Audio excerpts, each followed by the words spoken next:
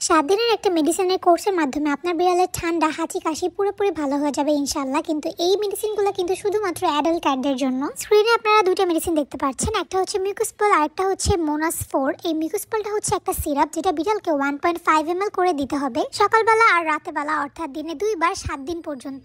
শীতকালে বিড়ালের ঠান্ডা সমস্যা নিয়ে অনেকেই আমাকে মেসেজ দিচ্ছেন, ইভেন আমি অনেকগুলো ভিডিও করছি যে ঘরোয়া পদ্ধতির মাধ্যমে কিভাবে কিওর করা যায়, কিন্তু এরপরেও অনেকে একদম বেস্ট একটা সলিউশন চাচ্ছেন যাতে আপনারা মেডিসিন দেওয়ার মাধ্যমে কোনো ভেট না দেখায় একদম পুরোপুরি একটা ভালো সলিউশন পান। তবে এতদিন আমার ক্যাটের কোনো ঠান্ডা ছিল না, এই জন্য আমি কোনো মেডিসিন প্রেসক্রাইব করি নাই বা আমি নিজে কোনো মেডিসিন ট্রাই করে দেখি নাই। আমি কিছু ট্রাই না করলে সেটা আমি আপনাদেরকে সাজেস্ট করি না।